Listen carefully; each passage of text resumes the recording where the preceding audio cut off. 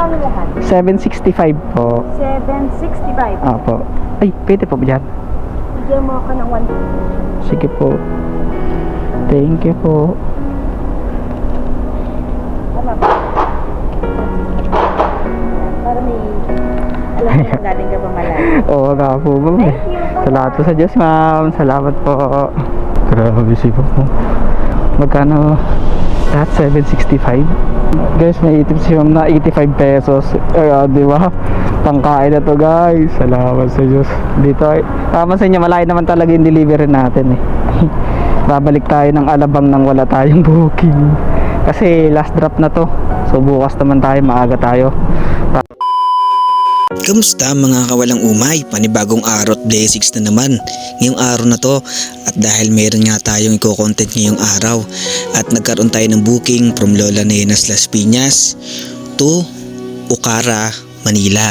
At ito po ay malapit sa Terminal 3. So bale, last booking ko na to, last trip ko na to dahil naghahabol lang ako ng isang butas para sa aming incentives. At ganun nga kalayo yung pumasok sa akin.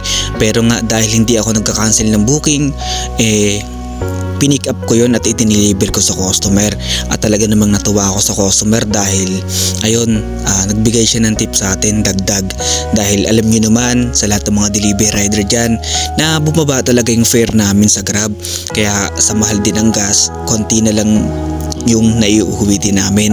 Kaya patibayin na lang kami sa daan sa paghahanap buhay namin bilang isang delivery. Kahit mahirap, nakakaantok, nakakagutom, ang init, tinitiis namin yon para lang kumita kami ng medyo malaki.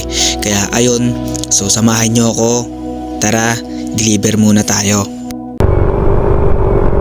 This way. Ayun, sa wakas papasok din tayo.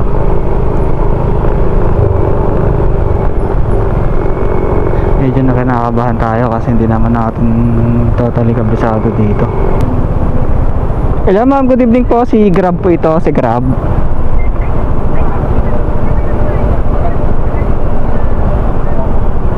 Sige po ma'am, sa may labas po. Sige pa, hintay ko lang po kayo. May sarili palang parking ang ano dito, delivery. Itong space na to. Dito tayo sa Manila, Okara.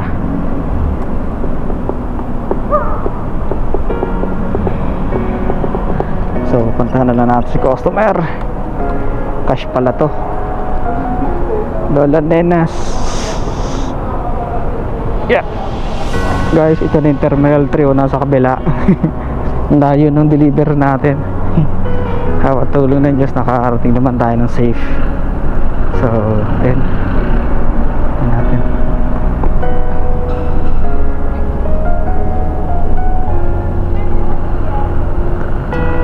Magkano lahat? 765 po. 765. Opo. Ay, pwede po ba dyan? Bigyan mo ako ng 150. Sige po. Thank you po. Tama ba? Para may alam mo kung galing ka ba malayo. Oo nga po, ma'am. Salamat po sa Diyos, ma'am. Salamat po.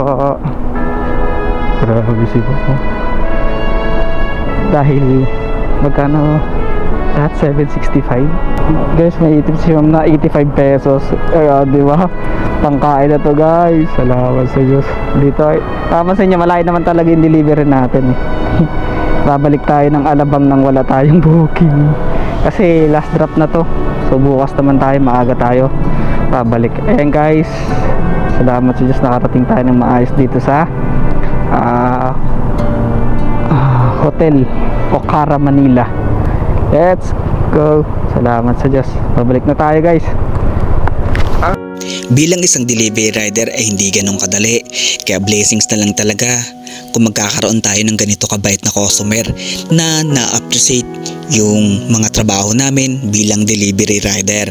Na minsan nga marami tayong napapanood sa social media na yung mga delivery rider minumura, sinasaktan, na kahit naman talaga ako is nararanasan ko yan dahil part talaga ng pagiging isang delivery rider yan.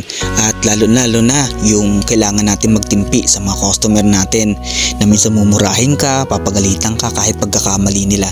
So as a delivery rider is kailangan nating tanggapin yun dahil kailangan din nating mahalin yung trabaho natin. Kaya saludo ako sa mga kapwa ko delivery rider na nagtitiis ng pagod, gutom, hirap at akala ng iba madali lang yung trabaho namin kesyo malaki yung kinikita.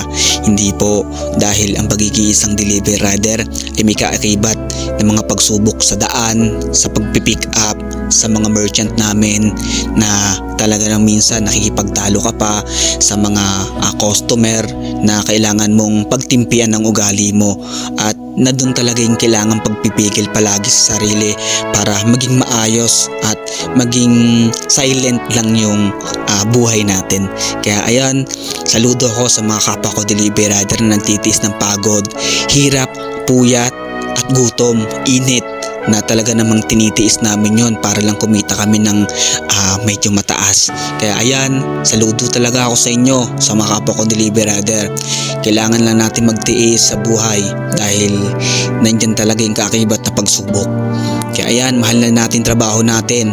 Kahit bumaba man yung pair natin, gawin lang natin kung ano yung nararapat. At ayun, maraming salamat at mag-iingat tayong lahat. God bless and thank you.